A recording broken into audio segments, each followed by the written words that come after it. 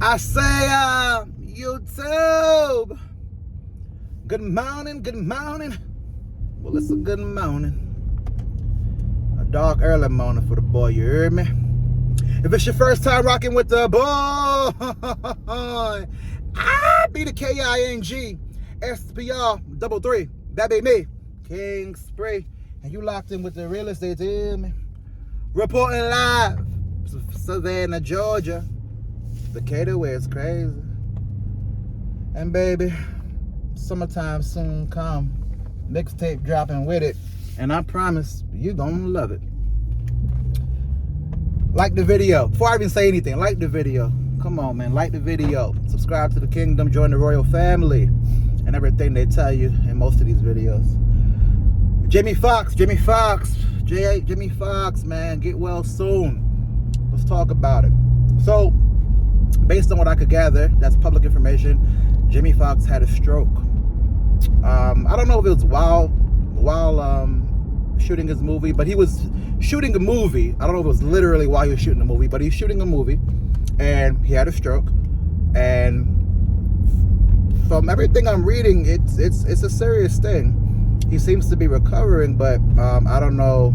Working in the healthcare field, not just working in the healthcare field, anybody could know this, that strokes have different variations and affect everybody differently.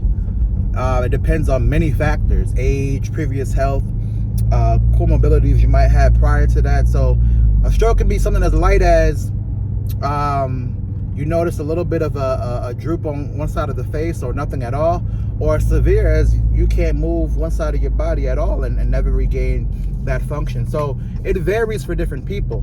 What we do know is that Black and brown people, in particular Black people, are more susceptible to these things. And that goes back to just, to be honest, that goes back to the foods we eat. That goes back to, if you want to go back to those other times on the foods that were given to us, that we made a delicacy out of, which became the foods we now love.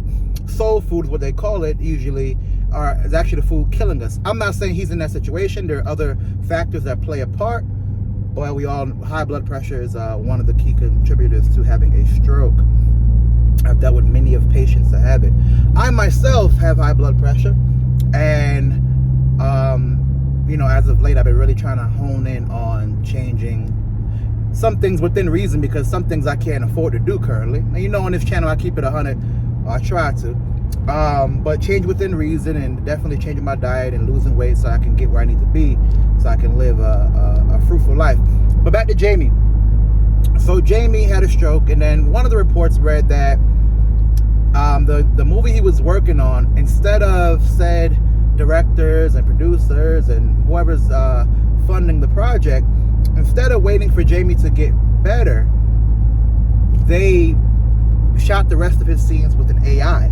First of all, that's scary as ever, as far as if they got songs made by Drake with an AI voice, if they got songs made by The Weeknd with an AI voice, if they can put Biggie in the latest song with an AI voice, you think your job's safe? If Drake's job ain't safe, you think the local guy at Walmart or gal at Walmart is safe? Man, y'all not thinking this through, bro. Y'all really not.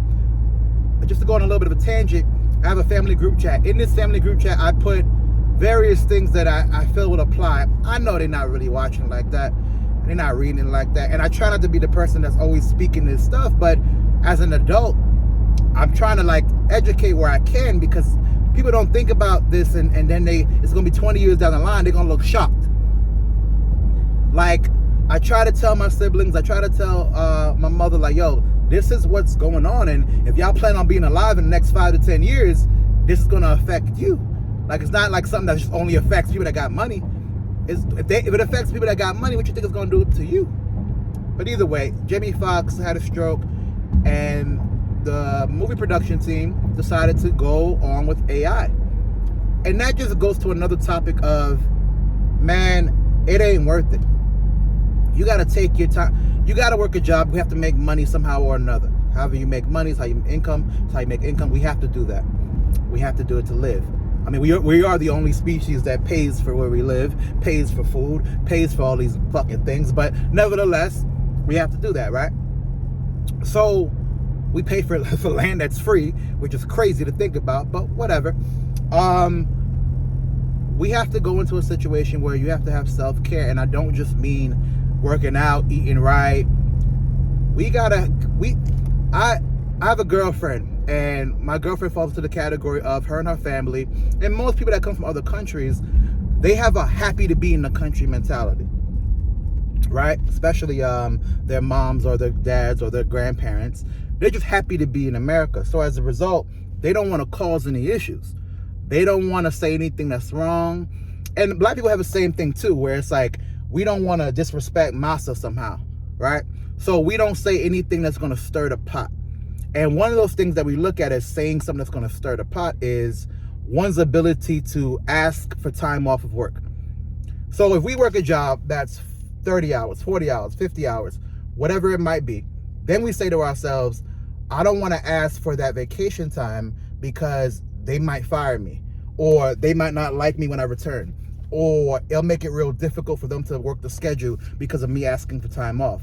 So we don't take that time off. And we work in 50, 60, 70 hours sometimes. And yes, I literally mean 70 hours, 10-hour days, 7 days a week. And we're not getting any relaxation or reprieve from it. So then we get to a situation where our only true time off is maybe the holiday, maybe the weekend. We look forward to the weekends a lot. And even then, if you're working 7 days a week, 6 days a week, you're not really getting much of a weekend. And between the bills, between just life, kids, whatever you might have going on for yourself, you don't really get a break. That applies to celebrities too. No matter how lavish you see their life, they got to work for it somehow. And that might mean that they go 8 months, a year of really getting to it more than you can understand. And then the 4 months that they have of rest, that's when they go on a vacation and living their life. And you see that on the gram and think that's how they live all the time. And it might even be more than that. It might be 10 months, 11 months. It might be fucking 12 months of them hitting the grind. You hear me? You look at people like The Rock, Kevin Hart, so on and so on, the ones that posted at least, they are 100% working their tail off. They're doing things that we did not do and we won't do. Athletes, same thing. So like, and trust me, there's a single mom somewhere working real hard. There's a single dad somewhere working real hard. We all work hard at different things, but there's some people that are doing things that are above average, right? Way above average. And my point is, the company not gonna come to you and be like, remember that video back in the day a couple of months ago where the guy worked at Burger King for 25 years straight, never took a day off? They handed this dude a Ziploc bag, not even a freaking gift bag, a Ziploc bag full of candy. And like a gift certificate for, I think, for Burger King. You hear me? Like, not only is it disrespect, but they look at you as, the workers we are. The school systems are put in place in order to make workers. We know that, or if you don't know that, now you know. You hear me?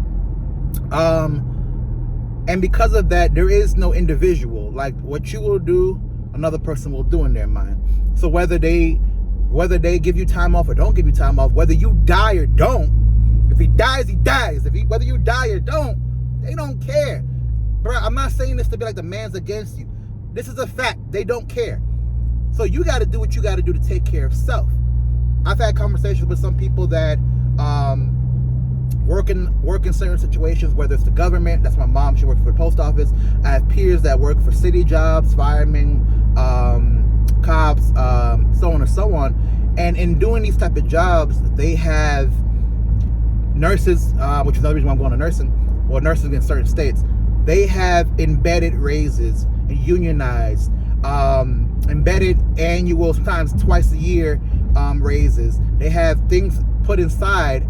Nurses don't really have a pension to my knowledge, but the other jobs have pensions where like their investment strategy is not as doesn't have to be as diverse and as like concentrated, because they have this guaranteed X amount of dollars coming in when they turn 65, 70, whatever the number might be, the age might be. So they're not really thinking about it as much. So they can afford to spend money a little more frivolously, and they can afford to take vacations the way they want to take vacations because they have that embedded in them. There are not so many jobs like that. If you can get one, definitely get one. But I digress. My point I'm making is the ability to have said freedom later on and have said freedom now to take vacations and take time off is important, because when you catch this stroke, when you catch this whatever's coming your way, they don't care, dog. They really don't. Bro, when COVID first started and people didn't have any PPE, we wasn't even sure of the symptoms. So a lot of us was going, this is before, I used to never wear a mask. I used to just go in rooms, like we all did that. And that's how I caught COVID originally. I had to deal with a patient that had symptoms and they didn't have no restrictions on this person. And here I am breathing it in. And almost died off that shit. They don't, I've had people that, they're not close coworkers of mine, but people that were coworkers that worked with us, that died. They literally died. The business keeps working. You might get an email that says such and such passed, here are the funeral arrangements if you want to show up. That's it. They're not paying for the funeral. They're not giving your family any type of like resources or money or a job or free education or nothing like that. That's it. And we're done. So what are we going to do for ourselves? And that's where the financial literacy starts to come into play. And, you know, things that I'm trying to learn and learning currently, that's when just self-care comes into play. And it doesn't just mean working out and eating right. Bro, you need time off, king. Queen, you need time off. You need a couple days a week just to fucking reset the button. You heard me? Like, and you need a couple weekends and months and weeks just to fucking go to a place you never heard of and put your feet in the water and drink out the coconut and talk to the girls and for the girls have the strange muscular guy give you the back rub and everything that comes with vacation time. You need that. You hear me? It's not something that should be only when you're 65, 70, 80 years old. It's something that we got to put into practice. Damn potholes. It's something we got to put into practice now.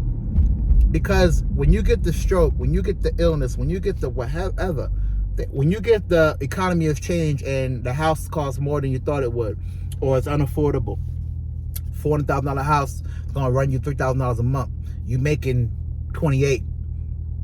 You're bringing home 3. That's an average salary. The average salary is $3,000 a fucking month. Take home. I know it sounds crazy to the internet ballers that are claiming that they're making so much money, but in real life, people are taking home less than $1,500 every 2 weeks. Trust me. I live in Savannah, Georgia. I see it. People are broke. I'm broke, but they see me as having a good job. These motherfuckers is broke for real. I'm talking about not enough money to catch the bus broke. You think they're going to care when it's all said and done? The answer is they're not. You got to do what's best for you. You got to put yourself in a situation through knowledge, through application, not just watching the fucking EYL, not just watching the goddamn video and saying, the man is keeping me down. They got a point there. I knew it was something. What we going to do about it? How we going to make them moves? Y'all worry about Cinco de Mayo. You got to worry about yourself. You got to worry about yourself. And I got some peers that I talk to and I rock with, and it's almost like the Great Discovery. You know, they have like all these terms: the Great Recession, the Great, what they call it, the Great, what they call it, the Great Quitting or something like that. Different things that happen after COVID. Well, this is like the Great Discovery. Like, we now figuring out situations that our parents didn't teach us, society didn't teach us, and they didn't prepare us for where we're at. And now we're going to be in a situation where we have an opportunity to make things happen. Long story short, take care of yourself by all means. This has been a message brought to you by the good people over here at Spree ENT. It's gonna all make sense real soon.